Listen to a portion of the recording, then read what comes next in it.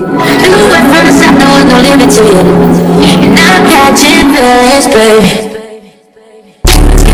Hey guys, welcome back to the channel. It's Tracy here. If you're new here, hello baby, you're welcome. If you're not, thank you so much for coming back to watch yet another video. So today, by the title, I am here to just explain how to get into uni from college.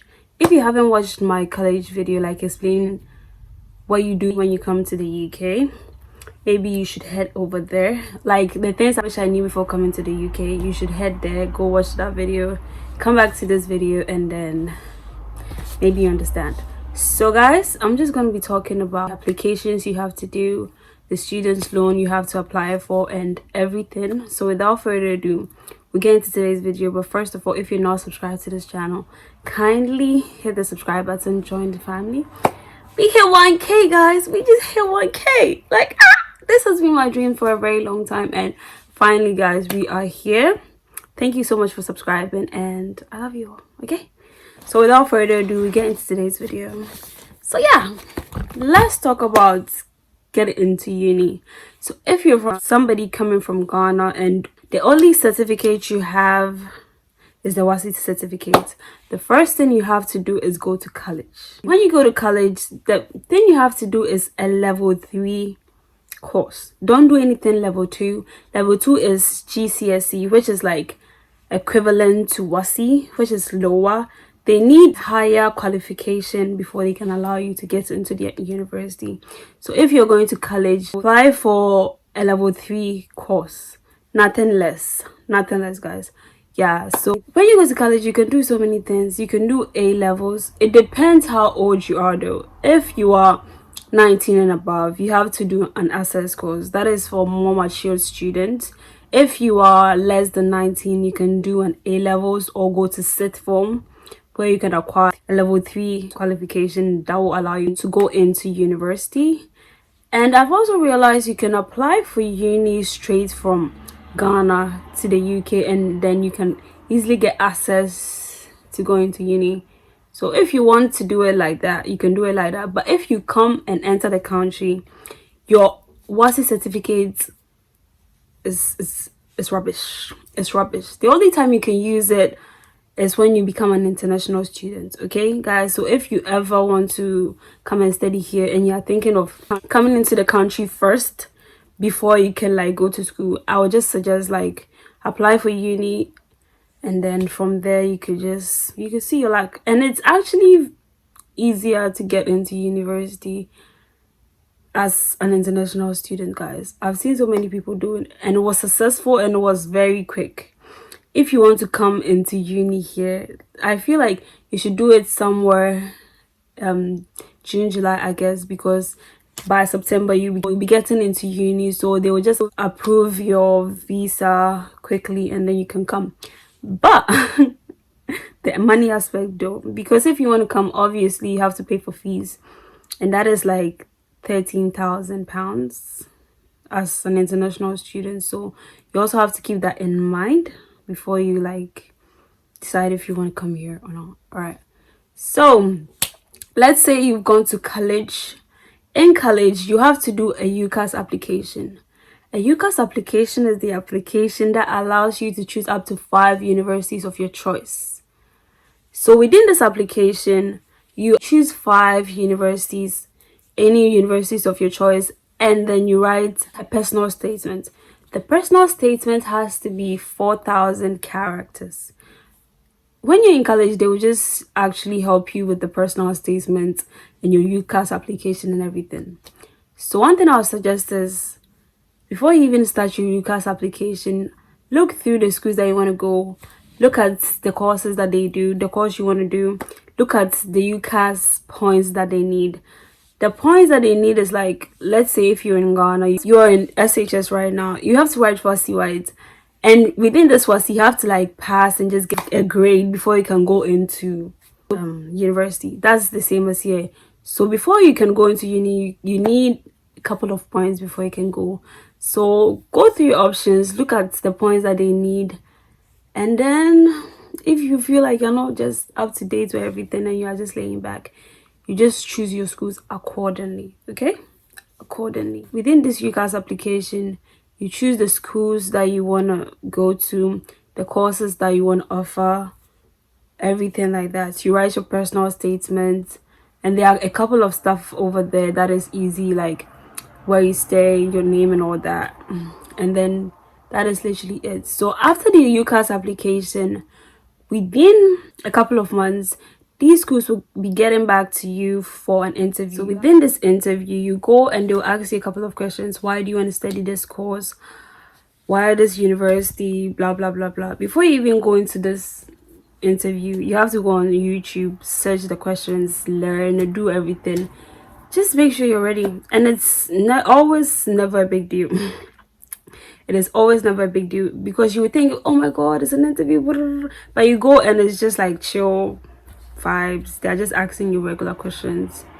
And some interview are in-person interviews, and some interviews are online interview through Zoom and stuff. So it depends on the uni whether they will do it online or whether they will do it through Zoom. It depends also on the uni. So after the interview, they can get back to you within a couple of weeks or months, saying that they have accepted you into the course that you want to study. That doesn't mean they have accepted you into their university. That means they have given you a place in the course that you want to study. So if you wanted to study maybe a nursing course, and after this interview, they can say, we have offered you a place in our nursing course. You now have to your place will now be accepted depending on the grades that you get, okay? So after this interview, you have to now apply for student finance. That is where the problem is, guys. That is where the problem is. So according to student finance, you cannot get finance if you haven't been in the UK for 3 years.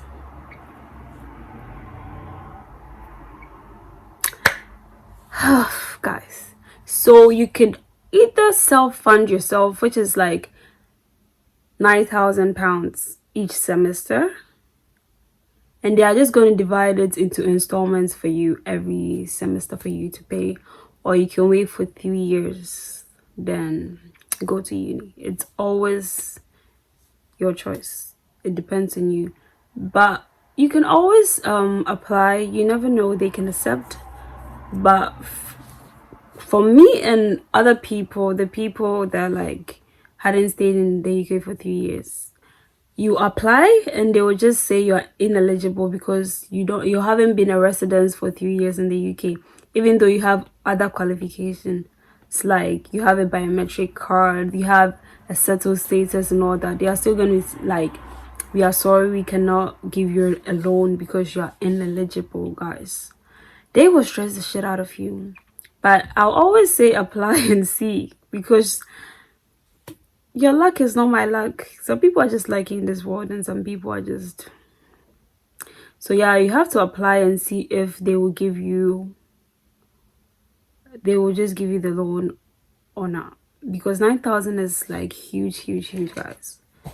Yeah, so after applying for like student finance, because you have to apply early so that if you get accepted into the course, by the time you start uni, the money should have arrived, and then you're ready to start the uni, and then your uni registration will just go smoothly. Because if it delays, then your registration is going to delay, and you will not get access to the school systems and all that, like the school resources, your assignments and all that. So you have to apply for the student finance very early on, so that by the time you start uni, everything is set.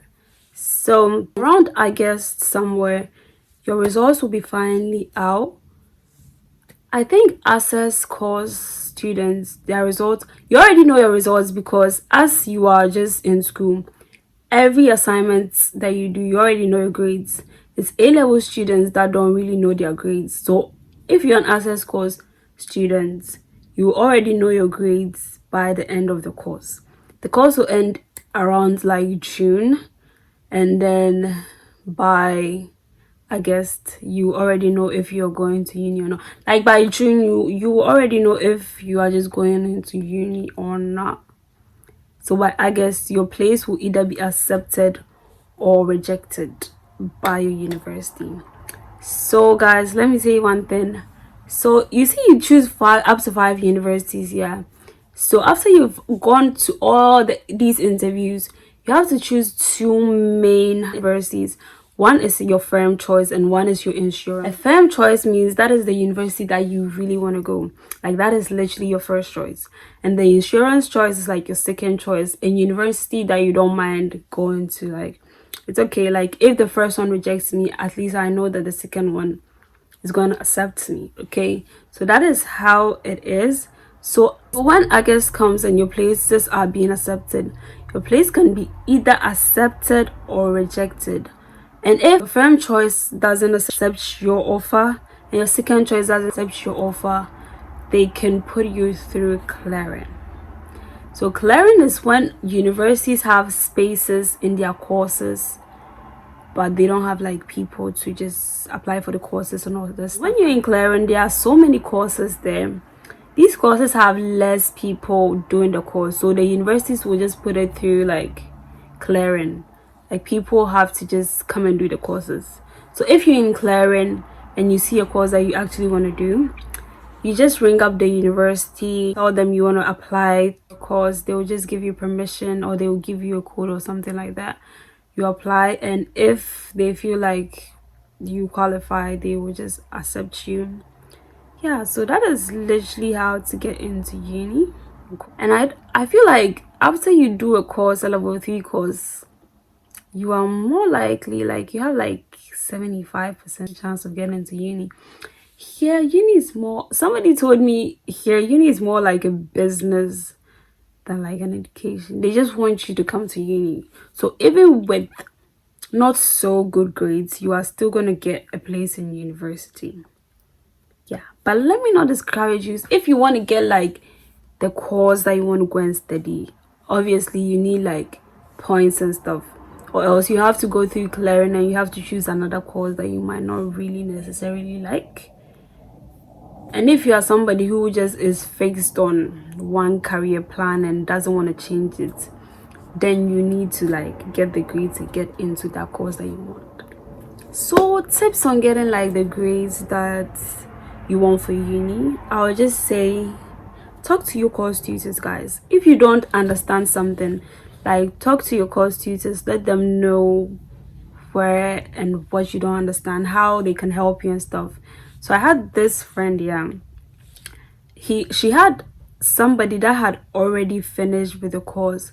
So each time she had a problem, she had a daughter that was in university, and she had somebody that had finished the course, and she had somebody, like she had so many resources, yeah. And she would just, after she does her assignment, she'll send it to this person, she'll send it to this person, she'll send it to this person, and all these people will come together with ideas and tell her where she should like pinpoint and what she should do, what she should remove. And yeah, it actually helped her. I think she was the only person that got all the grades that she actually needed for uni.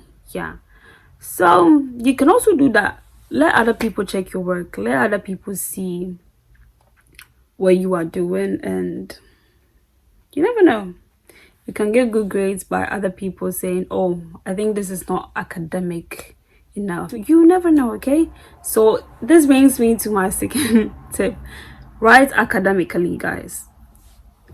When you're in uni or when you are doing an access course, obviously you have to write in an academic form, because that is what is going to get you the grades. You might really write a beautiful essay and all that, but if it's not academic enough, you're just not going to get the grades. So always make sure you're writing in academic form. And so the third tip I have is always try to turn your assignments in the first time. When you're in college, you have 2 attempts to do your assignment. You have the first one, which will give you like a resubmission, and then you can do the resubmission and then get the grade. Yeah, so if you turn in the assignment first time, you have a chance of getting a resubmission, and with this resubmission you have a higher chance of getting a good grade. So obviously, like, make sure you're always turning your assignments in early, so that if you don't even do well the first time, you have another chance of like proving yourself and doing it the second time. Okay, the third one is don't leave your assignments there too long, and if it's like 2 days before, turn it in. Now you are about to work on it. I am guilty. I am guilty. That's why I'm telling you guys, don't leave it till like the last time, because it's gonna stress you. You'll be like, oh my god, oh my god, oh my god, and then you write rubbish, complete rubbish. So like, start the assignment immediately. We give you the assignment, just go through the assignment brief, look through what is this assignment about, what is it telling us, what are we supposed to do. But then if you don't necessarily have to write it exactly that day, but every day you get, just look through the assignments, write a bit, write a bit, write a bit, and by the time that it is turned in, you've like literally wrote a lot. Okay guys, that is literally it for getting into universities in the UK. I hope this was helpful. If it was, kindly give me a thumbs up. Don't forget to like, comment, subscribe, share, do all that fun stuff, and I'll see you in my next video. Bye.